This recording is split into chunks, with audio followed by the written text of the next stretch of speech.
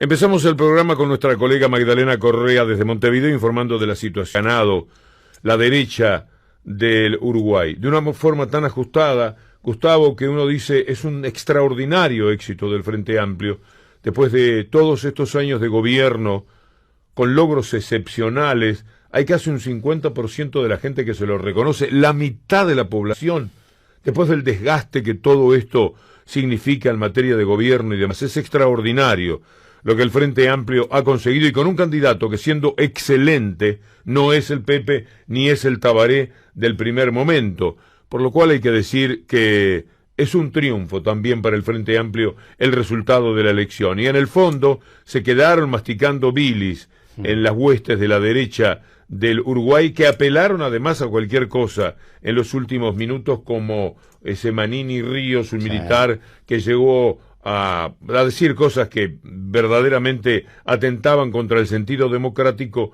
que puede decirse caracteriza al Uruguay. Hay algunos aspectos que son realmente increíblemente parecidos a la Argentina 2015. Primero, la victoria del oficialismo en primera vuelta. La derrota en segunda por 1 punto y monedas.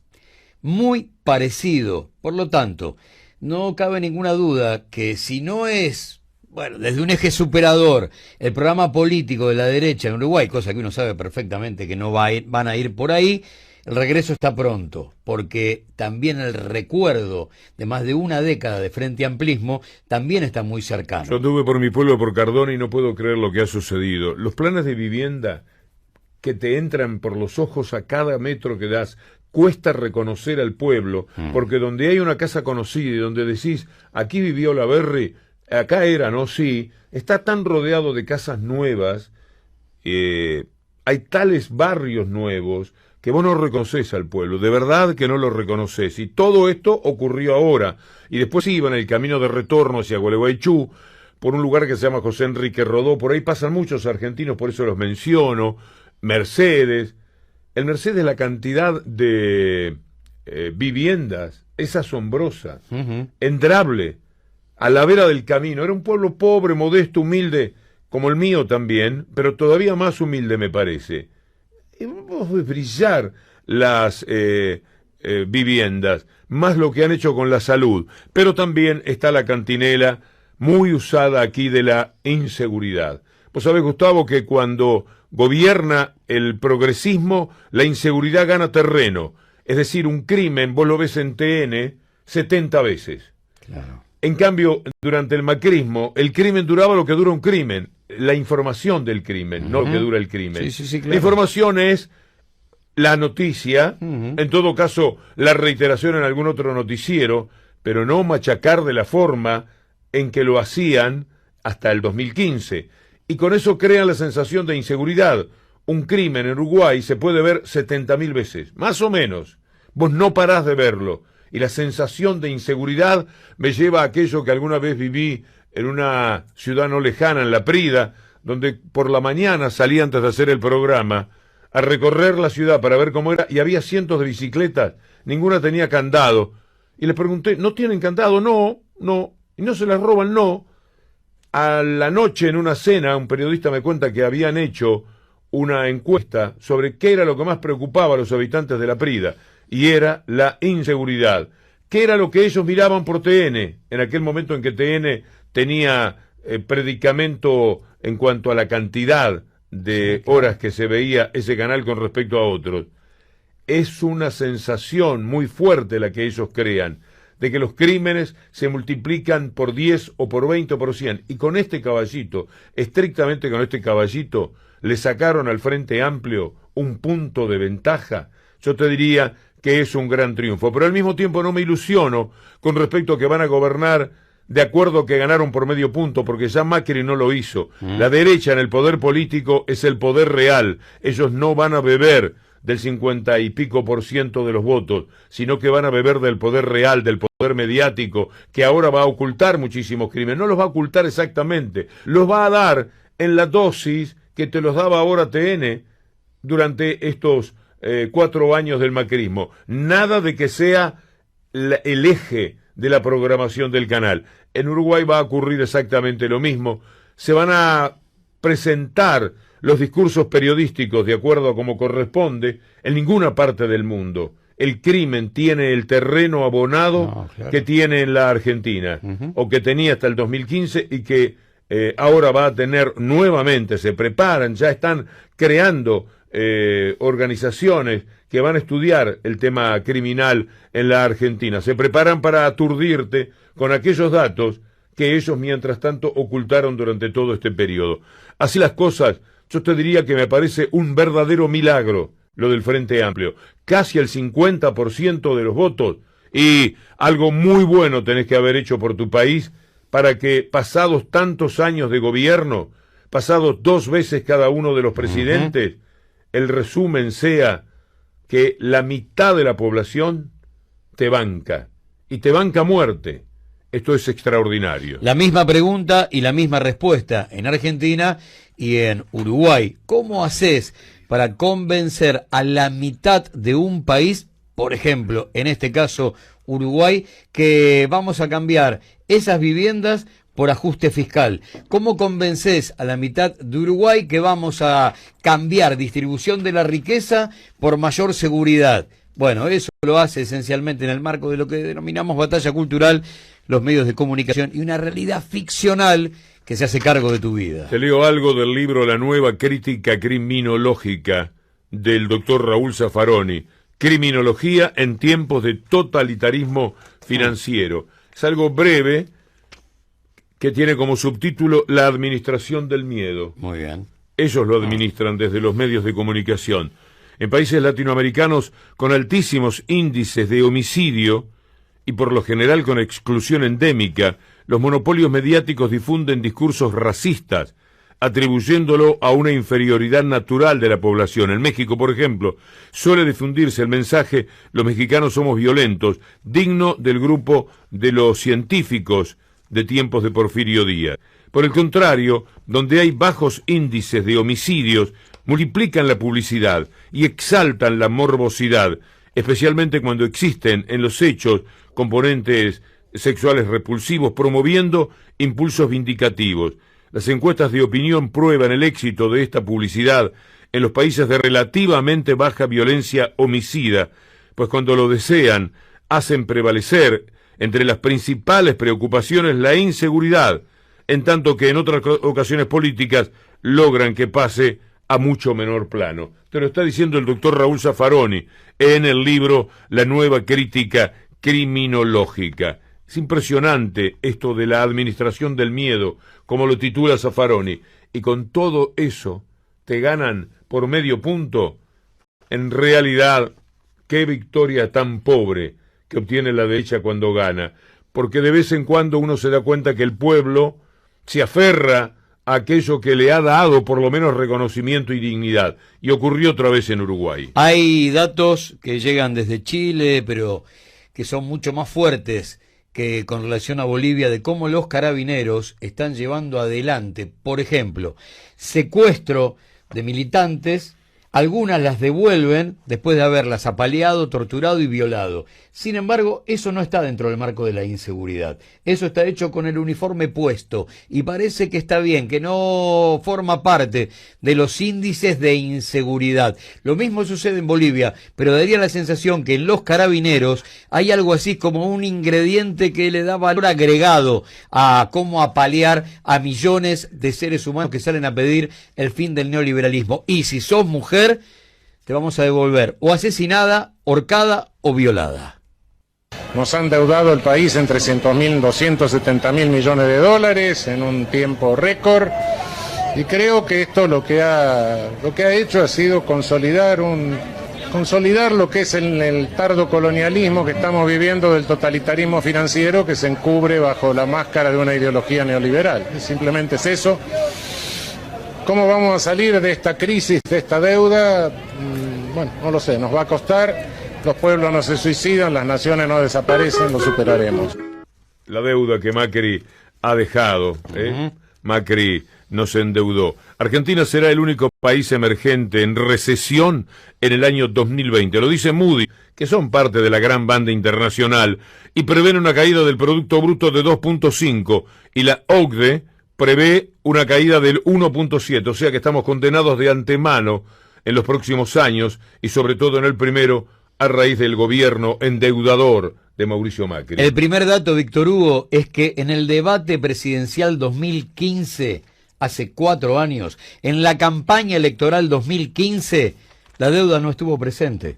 La deuda no fue un problema, la deuda no se discutió, la deuda no apareció como condicionante, la deuda estaba ordenada y en vías de solución, porque hubo renegociación con quita del 70% entre 2005 y 2010. La deuda no estuvo en el debate, no se discutió y hoy es un condicionante que hipotecó a 4 o 5 generaciones. Si mal no recuerdo, no se dijo la palabra deuda. Claro. En el debate de Scioli y de Macri. No estaba en consideración. Bueno, pero tenemos al país ahora endeudado. Tenemos que mirar para adelante, totalmente endeudado. No el país, sino también sus habitantes. Pese a estas tasas altísimas que se tienen hoy día en la Argentina, la mitad de la población se endeudó, Gustavo. ¿Quién contrajo deuda en la provincia de Buenos Aires? ¿Quién triplicó la deuda en la provincia de Buenos Aires y un 70-80% en dólares? Bueno, hay 2 apellidos, un responsable político, María Eugenia Vidal, un responsable técnico, Lacunza. Mirá cómo trabaja Clarín, Víctor Hugo. Kicillof tiene vencimientos millonarios de deuda. Y ahí empezamos a olvidarnos de culpas y culpables lentamente. ¿Será Kicillof el que no pueda pagar? Si es que no puede pagar cuando lleguen los vencimientos de enero. 38.000 millones de pesos. Mirá vos, pesada herencia, pero el eje pasa a ser Kicillof. El protagonista dejó de ser Vidal, dejó de ser Lacunza. Es increíble que 4 años después, el único tema puesto sobre la mesa, el verdadero tema, bueno, está el hambre, sí, está la desolación de la gente, pero el tema fuerte desde el punto de vista político y económico es la deuda. Bueno. Y es muy bueno lo que decís, Gustavo.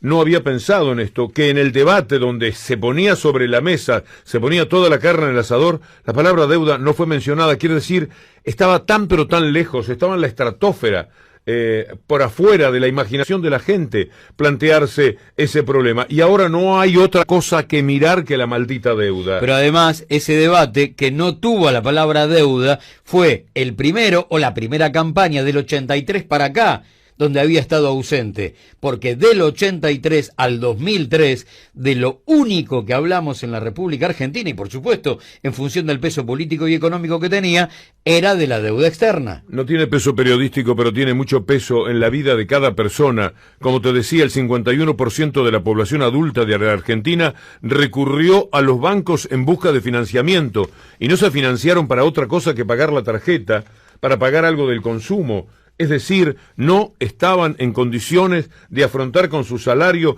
ninguno de los graves problemas que se plantean en la economía familiar. Un estudio que revela que de la división por regiones, el mayor porcentaje de deudores está en la ciudad autónoma de Buenos Aires. El instrumento de deuda más utilizado hasta marzo, porque esto empeoró después, fue la financiación a través de las tarjetas de crédito bancarias. El informe señala que el 32%, 31,8% de la población tenía al menos una asistencia de ese tipo al final del primer trimestre. En segundo lugar, se ubicaban los préstamos personales. Quiere decir que sumando el 51% de las personas que nos están escuchando en estos momentos en las 7:50 están endeudadas. Claro. Deuda para sobrevivir, generalmente a través de la tarjeta o el préstamo personal. Vos abrís el diario hoy y te dicen que el HBC lanzó una nueva línea de crédito para pymes, 2.000 millones de pesos. Hasta ahí, bien. ¿Sabés para qué es? Para pagar aguinaldo o comprar cheques. Para sobrevivir como se pueda. Te dan una línea de crédito de 2.000 millones de pesos, pero no para producir. Si sos pyme, esto es para pagar aguinaldos en diciembre y para comprar cheques. Tengo en cada mano una noticia y se están relacionadas. La reactivación económica atada a una renegociación exitosa de la deuda en 2020. Es decir, vos podés reactivar económicamente si podés sentarte con la banda delincuencial del Fondo Monetario Internacional y entonces vos vas a tener la posibilidad de, al mostrar una mejora de situación de las expectativas, que los argentinos no tengan que seguir viviendo de la forma que lo están haciendo, endeudados y mudándose para seguir pagando el alquiler. Yo recuerdo perfectamente mi vida de muchacho, ahora que recorrí el pueblo ayer a la tarde, me encontré con las 5 o 6 casas donde viví de muchacho. Eso de ser inquilino es una cosa que yo tengo clavada en mi imaginación, otra vez los muebles para otra casa, otra vez, y porque ibas buscando, a veces porque mejorabas, pero a veces también porque empeorabas, lugares diferentes para vivir, de un chalecito a un lugar bastante más humilde. 3 de cada 10 argentinos tuvieron que mudarse para poder seguir pagando el alquiler, lo dice la gente del diario BAE. Es impresionante esto, como experiencia de vida. El que la vivió en carne propia sabe lo que significa. 3 de cada 10 argentinos tuvieron que mudarse. Los otros, ¿cuántos de estos 10 estarán apechugando de cualquier manera para poder pagar el alquiler? Se te convierte en el primer problema, en el primer drama. Vos sabés que hoy día conseguir una garantía para un alquiler se ha hecho dificilísimo, porque hasta los amigos te dicen lo que pasa es que no vas a poder porque se duda de las posibilidades que hay de poder cumplir con los alquileres. Se fugaron 28.875 millones entre enero y octubre de este año. Recién Zaffaroni decía, la deuda, 170.000 millones de dólares, la nueva. A eso sumale provincias, municipios y empresas privadas, sobre todo porque la joda de los privados siempre la termina pagando el pueblo. El 90% de esa deuda no sirvió absolutamente para nada, y la mitad fue para fuga de capitales. La otra parte engrosó la patria financiera.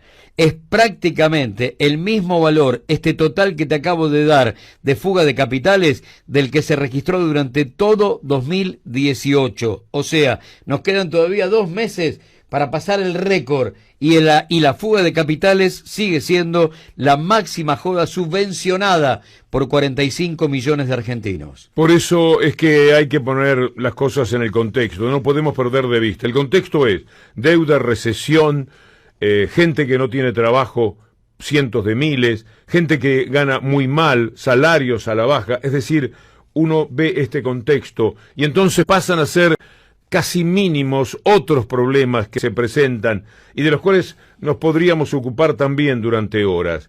Sé que va a ser designado en el INDEC Marco Lavagna.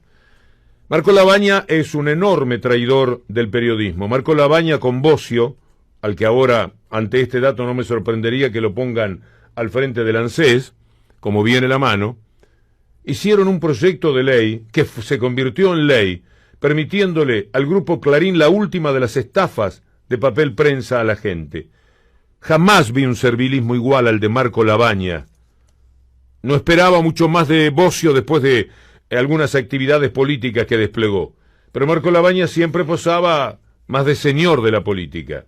Un servil, un vulgar servil del diario Clarín, haciendo posible una ley que quitó la obligación que tenía Clarín del precio fijo, Clarín y Nación, del precio fijo y público a el papel prensa. Esto es una vergüenza, hecho además a las calladas, sin decir absolutamente nada, porque no tenía cómo defender semejante proyecto. Era servilismo en estado puro, para tener todas las notas que le permitían posicionarse y posicionar a su papá en medio de la carrera política que se venía. Y la verdad es que ya está, si lo van a poner en el INDEC y que lo pongan, porque finalmente no es mala idea. Poner a un tipo de Clarín para que te controle implica que Alberto Fernández está eligiendo el mayor control posible. Entonces, y eso está bien, entonces vos tenés que disputar entre la injusticia que significa que los grandes luchadores a favor del establishment, los grandes serviles, los más arrastrados tipos de la política, los que viven con las rodillas sangrantes frente a ese poder mediático y que han hecho tanto daño a quienes tienen que vivir del papel en pequeños diarios, terminando directamente con lo poquito que podía quedar de libertad de prensa en la República Argentina, asuma un lugar muy importante. Lo inteligente es que ese tipo es insospechable de que sea del palo. Y vos tenés que elegir un INDEC en el cual el control quede muy claro para el resto de la sociedad que es eficaz, que es eficiente, que de verdad te van a controlar. Porque el tipo no es, no solo del palo político, sino que no es del palo de la gente decente de la política. Es un indecente de Clarín y del establishment que llevó a cabo algo absolutamente bochornoso y vergonzoso. Bueno, está muy bien. Vos lo ponés en un lugar en el cual te tiene que controlar. Te controla lo que íntimamente es un enemigo. Un tipo nefasto. Nefasto para los sueños de los votantes que pusieron a Fernández y Fernández en el gobierno. Nefasto porque todos sabemos cómo jugaron durante todos estos años y porque conocemos la jugada final. Pero al mismo tiempo, interesante y productivo al afán que tiene este gobierno de decir, claro, estos gobiernos están obligados a controlarse de otra manera, a mostrarse siempre mucho más decentes que lo que el gobierno de Macri lo hacía. Ellos no tuvieron ningún tipo de problema, porque no tenían marcación periodística, el mostrarse como lo que fueron. Ya se sabe todo lo que ha sido ese gobierno. Así que habrá que bancarse entonces la injusticia desde el punto de vista moral, ético y humano, de que los tipos pérfidos y entregados y los funcionales, como Marco Labaña, que hizo lo que hizo con el periodismo de la Argentina, con el papel prensa de la Argentina, que hizo una ley que no tiene el mínimo decoro, sea el tipo que te va a controlar. Está bien, es un gobierno que quiere mostrar, el que viene, que se hace controlar de la mejor manera, y la mejor manera de controlarte es con aquellos que siempre son enemigos de lo que llamamos pueblo. Hablaste de las razones de ese proyecto y que fueron dadas a conocer en puntitas de pie, casi en silencio.